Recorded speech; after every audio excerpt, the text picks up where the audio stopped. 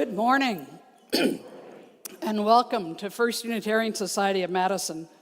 My name is Becky Burns, and my pronouns are she or they, and I'm a worship associate here at FUS. Today, I'm joined by our minister, Reverend Kelly Asprooth-Jackson, and the worship team of Drew Collins, Linda Warren, and Daniel Carnes. A very special thank you to our guest clarinetists, Terry Felton and Robin Perrin, for sharing their gift of music with us today. Okay, so here's the thing. I have a bachelor's degree in music, so I know a little something, and I got to talk to Linda before the service. What they just presented to you was a canon. That is a piece of music that is then set off by two measures. So Robin was just copying Terry all the way through. And a thank you to all of those who are volunteering in the many roles today as greeters, ushers, hospitality providers, lay ministers, and sound technicians. Today's flowers were donated to us by the Threshold Singers, of whom 67 Threshold Singers were gathered here yesterday, and they blessed these blossoms for us.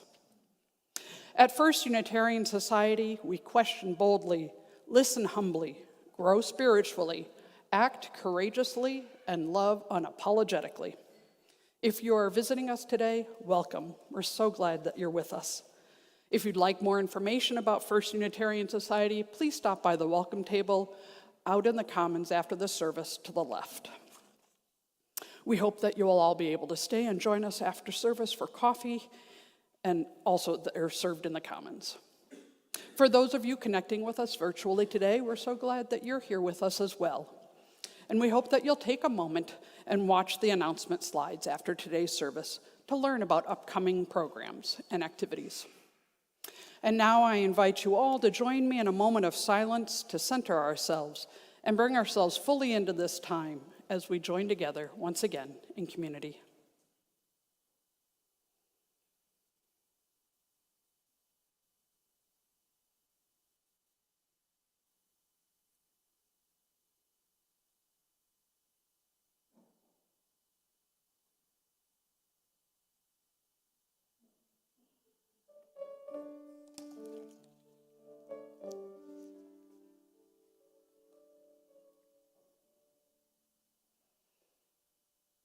In this free church, we come together without creed, focusing instead on the core values of justice, equity, and compassion. Of mutual acceptance of our diverse ways of being as we seek to connect ourselves more fully with the unfolding truths of life and of our world. We come together in shared conviction that all people deserve a voice in matters that concern them, and that it is up to each of us to protect the rights of all, particularly those who, for whatever reason, have long been held in silence. We come together in the stubborn belief that community is possible and that peace is more than a dream. We commit together to affirm in our actions as well as our words the inherent worth and dignity of every human being. We come together in awareness of our interdependence with all humanity and with the wider web of existence, for that too is part of what is meant by we. In this free church, we come together without creed, believing that the way we live in the world bears testament to the value of our beliefs. We light this chalice as a beacon of hope for all who have gathered here this day, for all who have ever walked through our doors, for those who may yet find this spiritual home, for those whose paths will never come our way. For all this, and for all those things we dare to hope and dream, we join together in worship. And now I invite you to rise in all the ways that we do, and join me in the words of aspiration for the kindling of our chalice flame. This light we kindle is set in the lamp of our history. We inherit this free faith from the brave and gentle, fierce and outspoken hearts and minds that have come before us. Let us be worthy inheritors of this faith, and through our good works, pass it boldly to a new generation. Now I invite you to reach out to those around you and greet each other with signs of love and peace.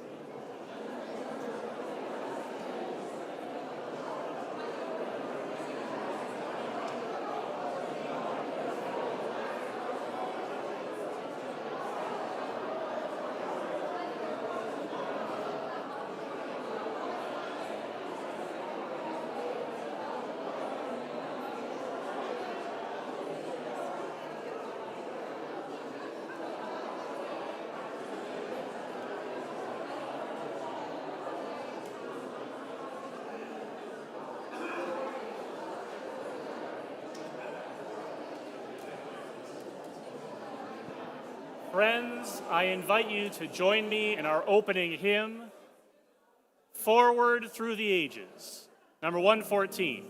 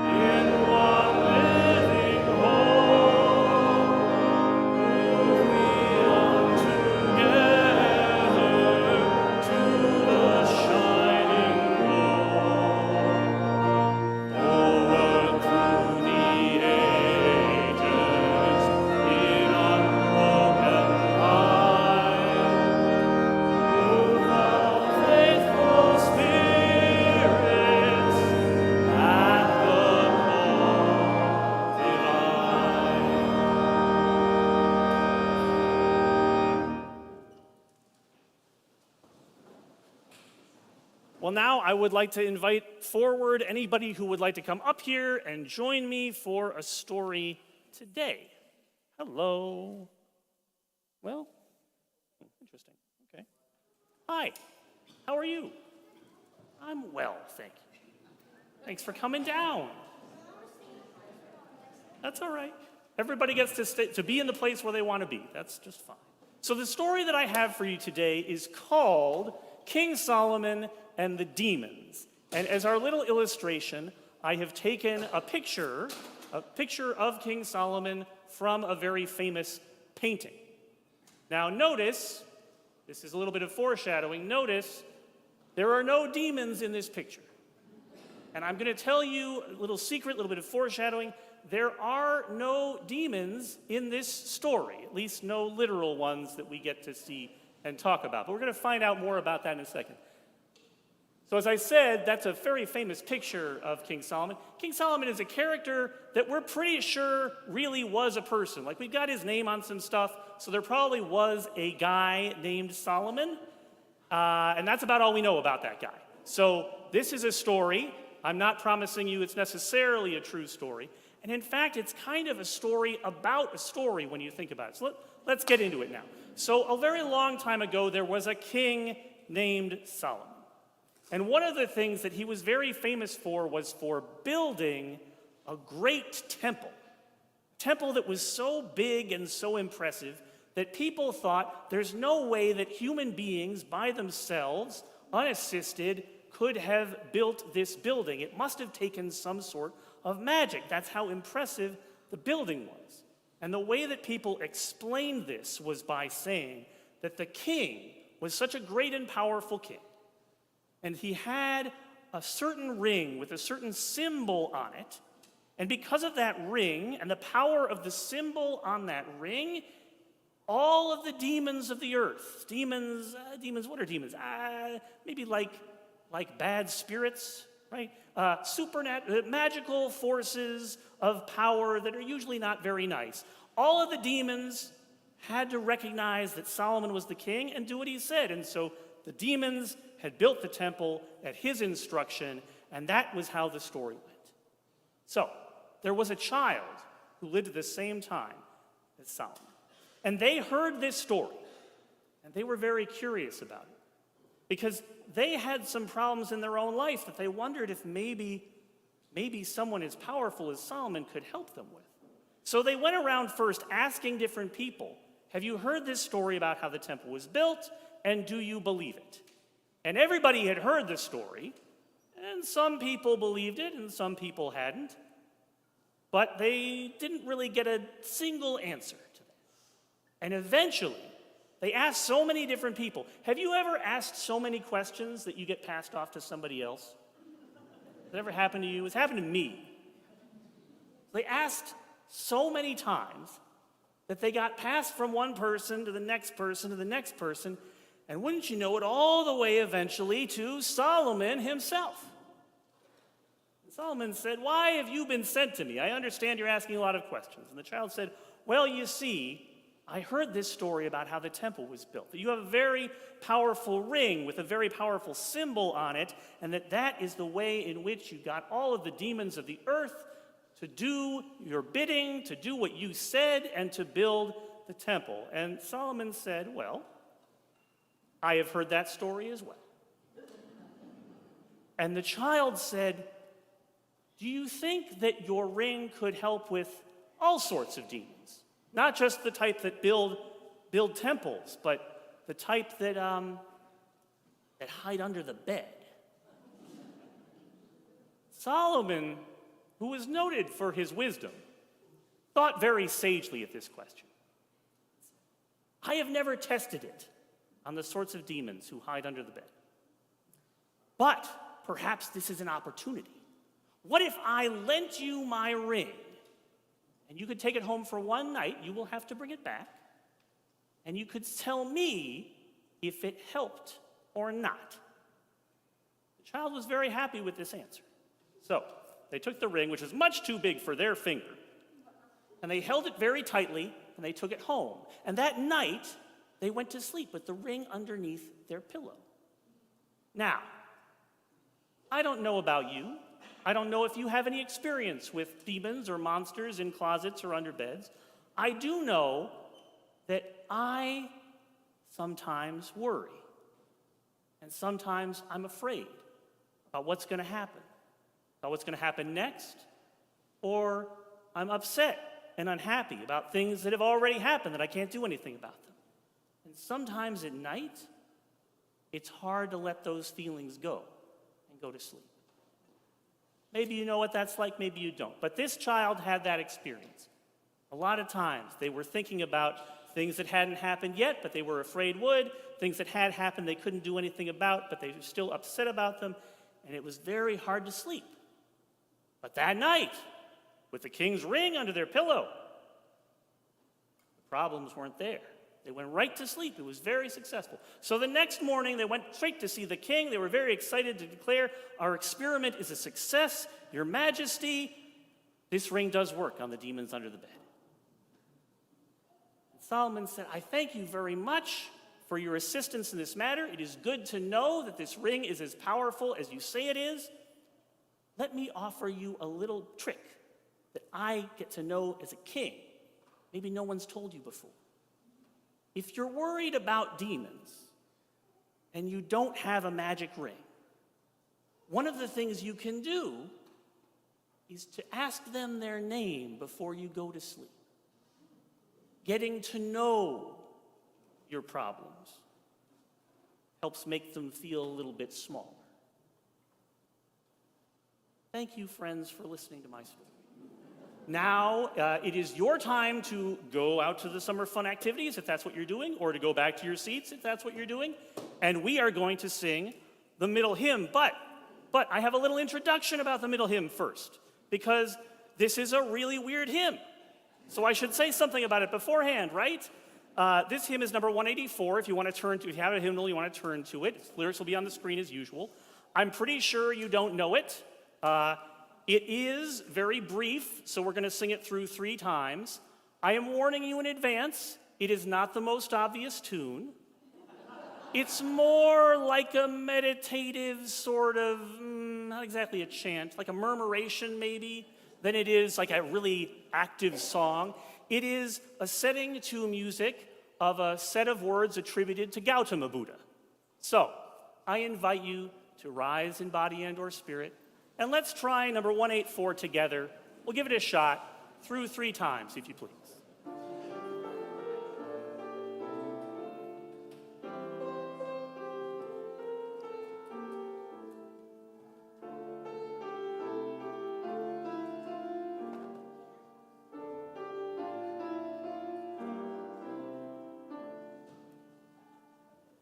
Be left unto yourselves, be your own confidence.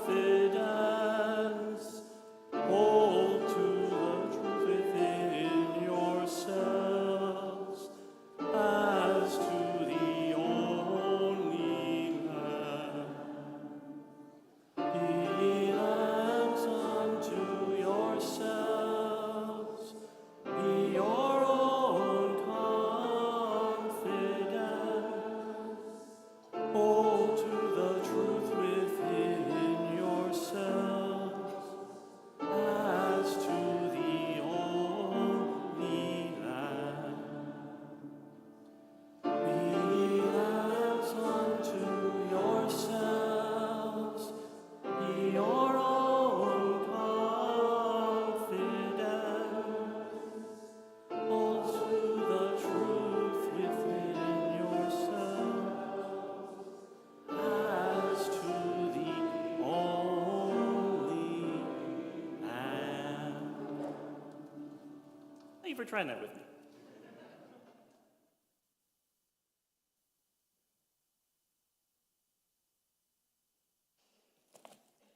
Today's inspiration comes from the Reverend Dr. James Luther Adams, one of the foremost Unitarian Universalist theologians of the 20th century. I call that church free, which enters into covenant with the ultimate source of existence. That sustaining and transforming power may not made with human hands.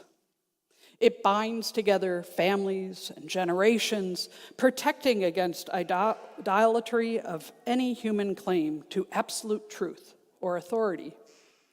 This covenant is the charter and responsibility and joy of worship in the face of death as well as life. I call that church free, which brings individuals into caring, trusting fellowship that protects and nourishes their integrity and spiritual freedom, that yearns to belong to the church universal. It is open to insight and conscience from every source. It bursts through rigid tradition, giving rise to new and living language, to new and broader fellowship. It is a pilgrim church, a servant church, on an adventure of the Spirit. The goal is the prophethood and priesthood of all believers, the one for the liberty of prophesizing, the other for the ministry of healing. It aims to find unity and diversity under the promptings of the Spirit that bloweth where it listeth and maketh all things new.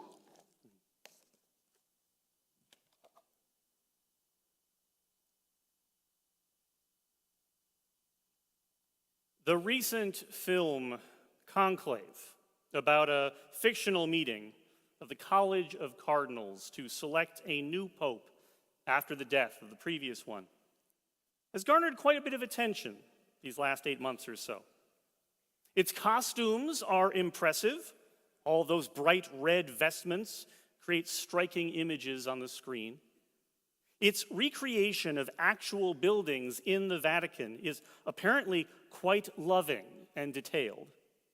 And it manages to turn the rigorously formal process by which a relatively small number of celibate men in their 60s and 70s select the person who will be their new boss into something of a thriller. That's no small accomplishment. And of course, the sad coincidence of its having been released only a matter of months before the actual death of a pope, resulting in a conclave, has only increased its prominence. It was even reported before that meeting that some of the cardinals who would be participating in the process for the first time were preparing for it by watching the film. Now, I am not going to spoil any of the major plot details, but I am drawn to speak with you a bit about the film, to reflect on it as I would any other text, sacred or secular, in this homiletical formula, because of its theme of tension between tradition and progress. It should come as no surprise to you that the cardinals of the Roman Catholic Church, as represented in the film, are well versed in tradition. They seem immersed in and surrounded by it at all times.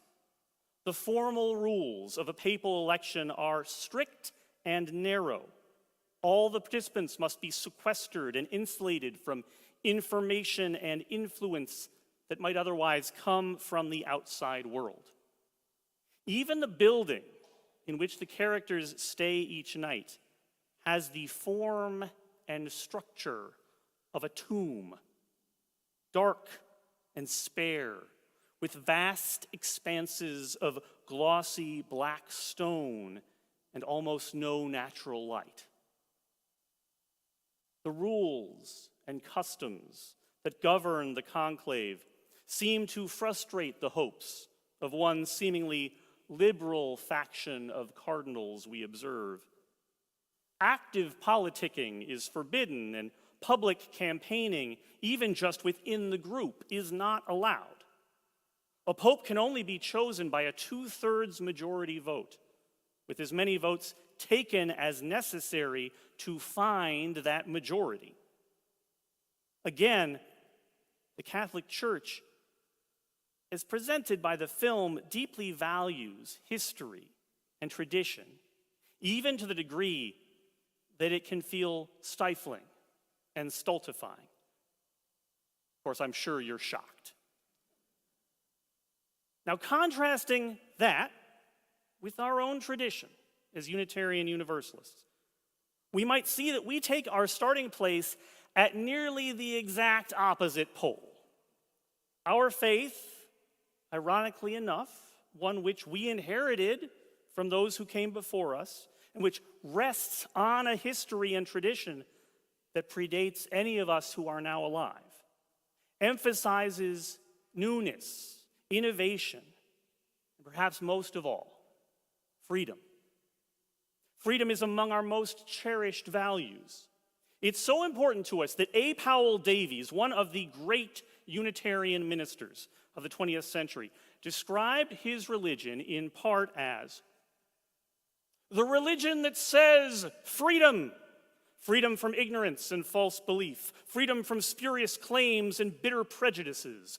Freedom to seek the truth, both old and new, and freedom to follow it. Freedom from the hates and greeds that divide humankind and spill the blood of every generation. Freedom for honest thought. Freedom for equal justice. Freedom to seek the truth, the good and the beautiful, with minds unimpaired by cramping dogmas and spirits uncrippled by abject dependence. This spirit of questioning, challenging, and seeking in pursuit of liberation has led our tradition to intersect with many more generalized secular movements whose watchword was also freedom. In 1966, 214 young men turned in their draft cards in protest of the war in Vietnam during a ceremony at Arlington Street Church in Boston. 67 more of them chose to burn their cards using a candle that was said to have belonged to William Ellery Channing, once minister of that church and the grandfather of American Unitarianism. Importantly, Arlington Street's minister, Jack Mendelson, was against the draft card burning. He opposed the war, but he thought the destruction of the cards was needlessly flamboyant and confrontational.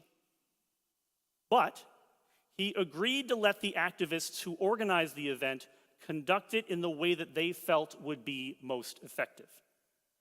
He knew and trusted them enough to give them the leeway, the freedom to do as they thought best. It was neither the first nor the last example of public protest involving Unitarian Universalists. It is something we are known for. In 2011, the filmmaker Michael Moore addressed the Occupy encampment outside City Hall in Oakland, California. A large crowd living in tents for weeks in the heart of a busy downtown, trying to bring attention to economic inequality and a broken political system. In his remarks, Moore said, "The media and the power establishment is having a hard time figuring this out, so be patient with them. They are used to just a few people showing up with a few signs, and then they go away and have a meeting in the basement of the Unitarian Church." God bless the Unitarians, by the way. We speak with reverence about the free and responsible search for truth and meaning to which we are called, a freedom which our spiritual ancestors yearned for and suffered for, in some cases died for. Yet, as the now deceased minister Gordon McKeeman observed, we often seek the truth with considerable apprehension, lest we find some, only to discover that finding a truth compromises our freedom by demanding our allegiance to it. Another of my departed colleagues, Reverend Dr. Forrest Church, argued that our love of freedom came from a context that has almost entirely passed away. Our ancestors were heretics in times when heresy was dangerous. That is much less the case for us. Today, he said, our problem is not bondage, but boundlessness. Most of us are already free. We don't need more freedom. We need the resolve to employ the freedom we have responsibly. We need to invest a little of our precious freedom and bond ourselves to others in redemptive community.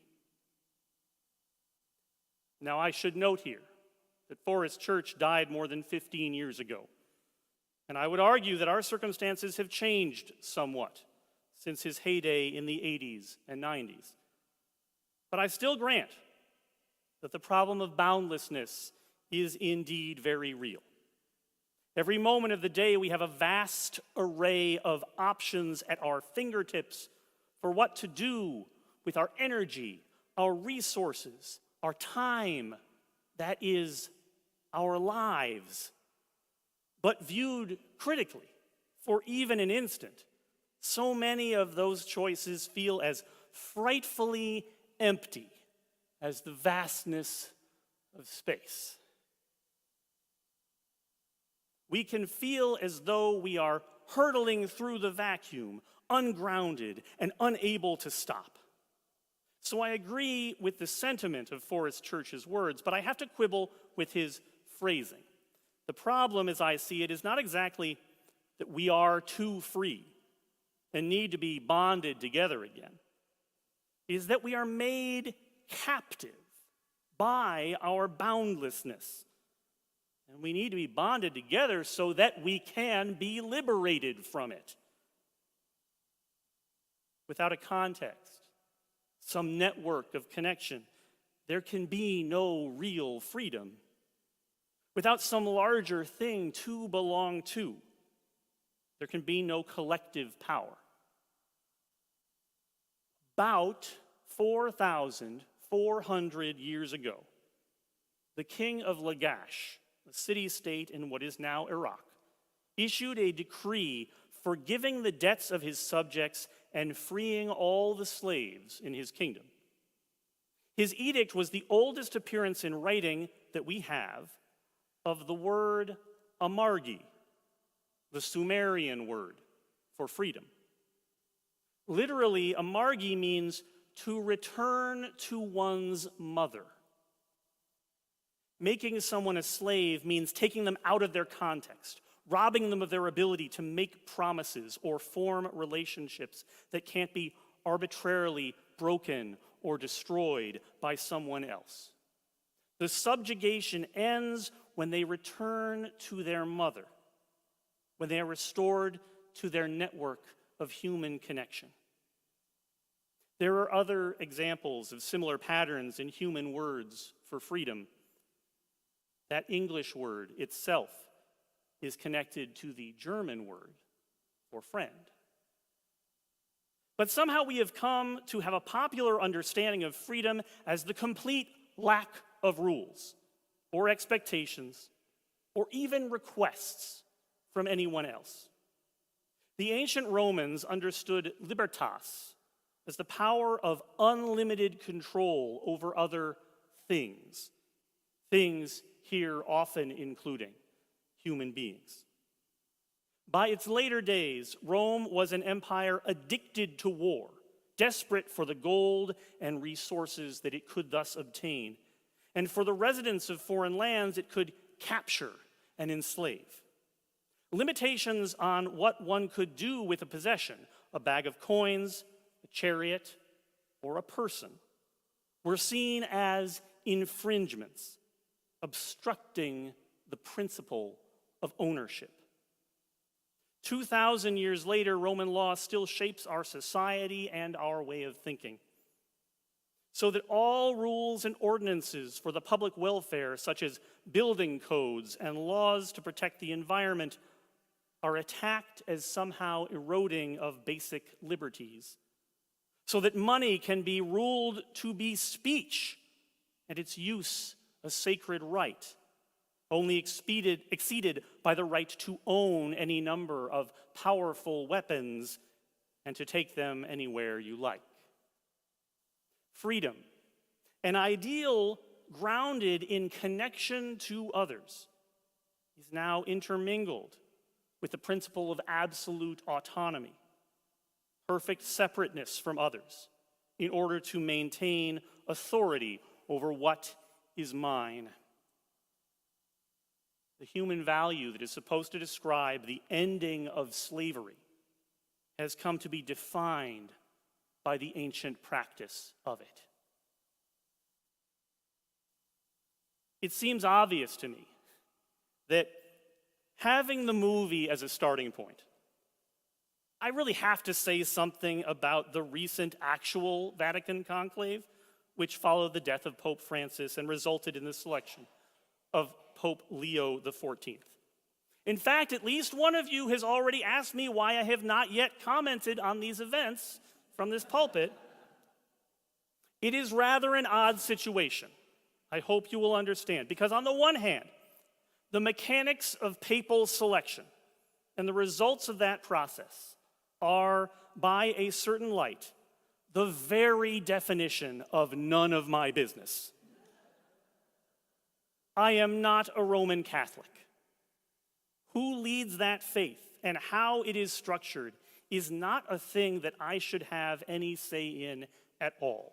Catholics ought to determine the rules for Catholicism. But just because it is not my tradition does not mean that its doctrines and practices do not impact my life. The Catholic Church is the single largest branch of the largest religion on earth, claiming more than 1.25 billion adherents worldwide. In countries with large Catholic populations, including this one, the Church and its leadership wield considerable political influence. Catholic teachings impact public policy. And they also impact people who are dear to me.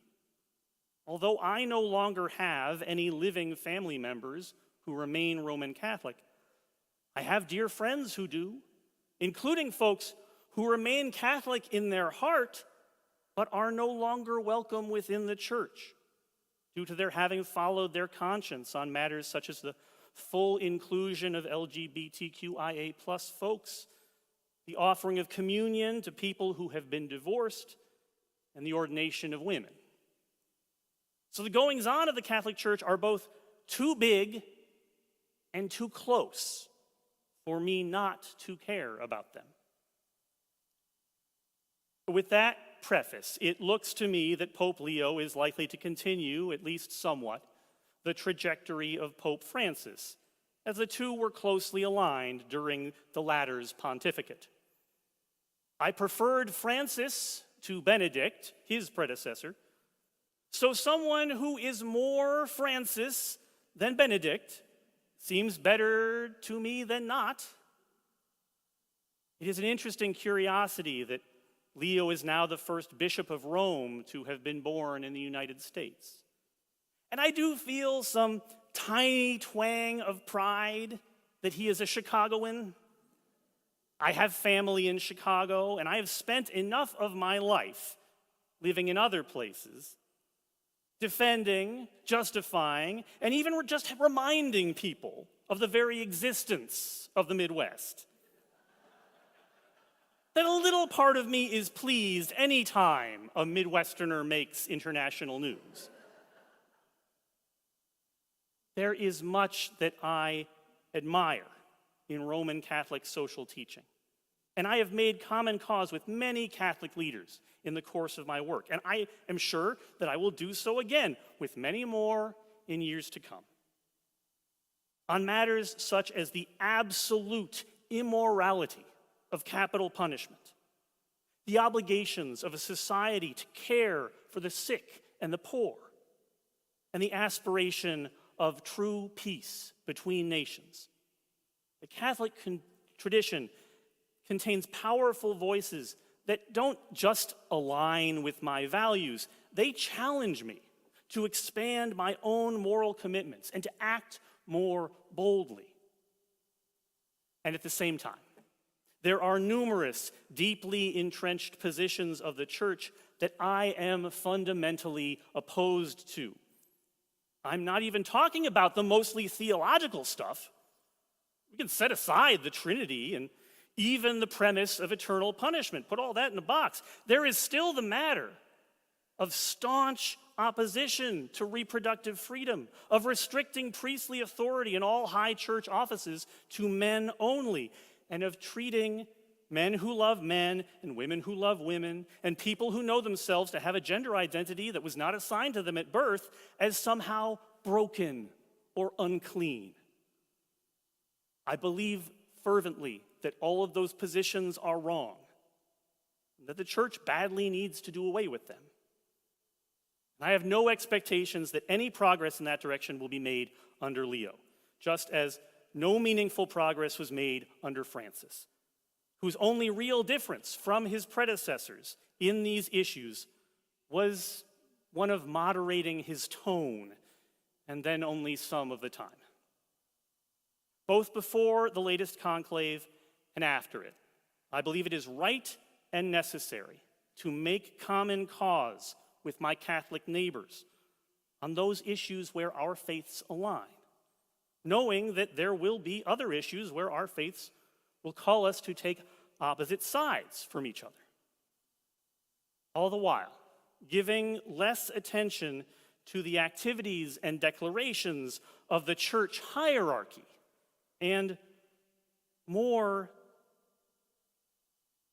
time and attention and support to those who have been pushed to the margins of that body, or who have been expelled from it entirely. It is always my habit to be skeptical of orthodoxy and sympathetic to heresy, because I belong to a religion of heretics.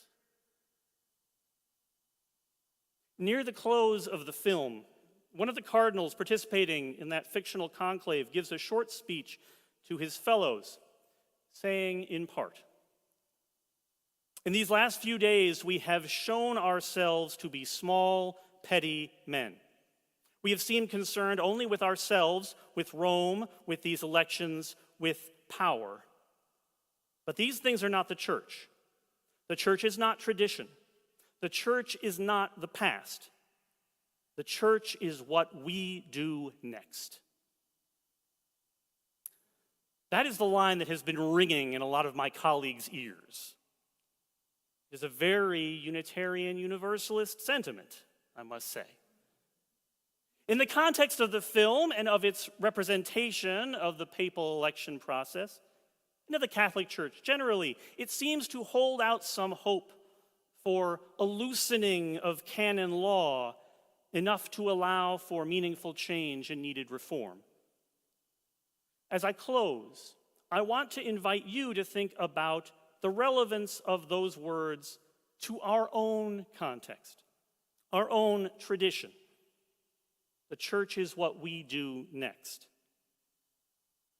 I would suggest that the church has always been what we do next, whatever we have done in each successive generation, both for good and for ill, both for right and for error. In large part, that is the tradition that we have inherited. And in that tradition, this faith of heretics is to be found, I believe, the means of binding ourselves together in order to pursue collective liberation. Not to be beholden to the past, but to be good stewards of it, lest we forget that our lot is with the people of the margins, for from the margins we came, and to the margins we may yet return.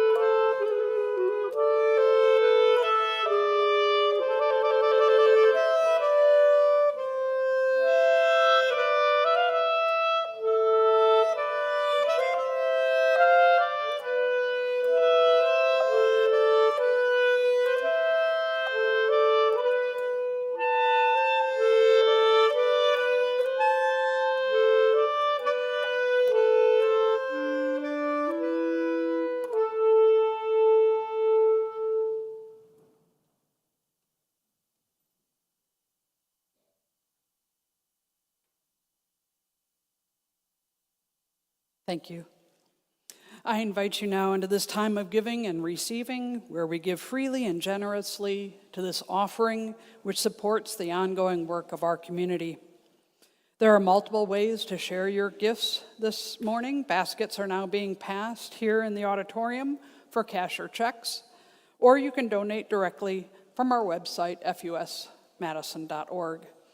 And you will see on the screen our new text-to-give information. We thank you for your generosity and your faith in this life that we create together.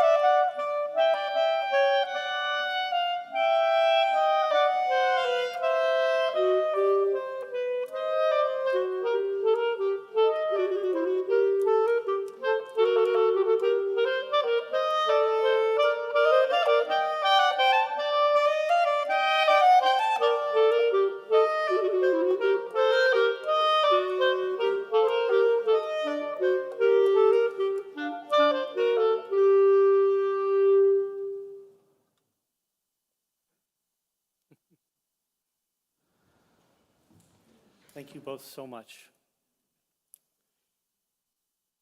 Each week we gather, carrying in our hearts the joys and the losses of our days. We bring them here and share them, knowing they are held gently in care, in support, and in love. We light a candle of sorrow to mark the death of Alan Heitman, who passed away on May 28th. We send our love to Joan and their children, Pat and Ann, as they are missing his gentle spirit and his loving smile. The celebration of Alan's life was held yesterday, June 7th. May his memory be a comfort to those who knew him best. Judy Troya asks us to light a candle of grief and memory. She writes, "With sadness I share that my husband Mel died Tuesday morning, June 3rd, at Hebron Oaks. He had a gentle presence and a positive attitude that brought joy to all who knew him. He will be missed." We send our love and care to Judy and to everyone who knew and loved Mel. Barbara Bradley asks us to light a candle of great joy to celebrate the birth of her granddaughter, Parker LaRae Emanuelson, on June 3rd to parents Cece Culp and Eric Emanuelson. Congratulations to all, and welcome to Parker. We light a candle for all those who feel isolated by grief, by chronic pain, by mental illness, and all others who are alone and lonely. To you we extend our compassionate hearts. And we light a final candle for all that lives in our hearts, the joys and the losses, the sorrow and celebration, and for the love that remains through it all, love that heals, transforms, holds on, and that lives always within, among, and beyond us. I invite you now to join me as we turn in an attitude of meditation and of prayer with words adapted from Rebecca C. Coppola. Let go of the idea that you know what breathing should feel like. Just notice the breath as it moves in and out of the body. Let go of certainty. Be with the breath as it is. Allow openness. Allow curiosity. Notice the mind. Each thought that arises, allow openness. Don't judge your mind or your experience. Be loving in your curiosity about each thought. Let go of certainty. Let go of any idea about what you should be thinking, accepting your thoughts exactly as they are. Be with yourself as you are. Be curious about who you are. Love how you are in the world.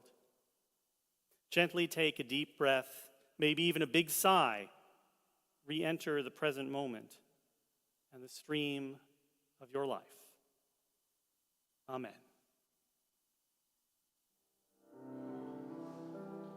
There is a love holding us. There is a love holding all that we love. There is a love holding all. We rest in this love. Friends, I'm going to invite you to rise one more time in body and or spirit. Let's join together in hymn number 1018. It's in the blue hymnal if you have that one. Come and go with me.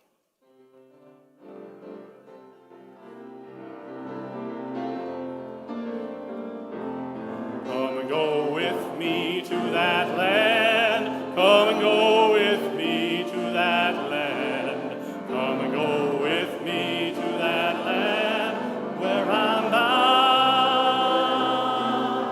Come and go with me to that land. Come and go with me to that land. Come and go with me to that land where I'm bound. There'll be freedom in that land. There'll be freedom in that land. There'll be freedom in that land. There'll be freedom in that land where I'm bound. There'll be freedom in that land. There'll be freedom in that land. There'll be freedom in that land where I'm bound. There'll be justice. There'll be justice in that land. There'll be justice in that land. There'll be justice in that land where I'm bound. There'll be justice in that land. There'll be justice in that land. There'll be justice in that land where I'm bound. They'll be singing. They'll be singing in that land. They'll be singing in that land. They'll be singing in that land where I'm bound. They'll be singing in that land. They'll be singing in that land. They'll be singing in that land where I'm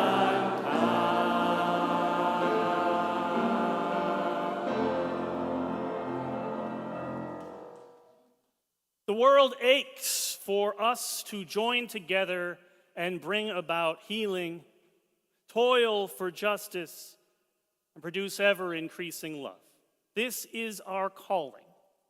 Go forth and act accordingly. Blessed be. Go in peace, and please be at rest for the postlude.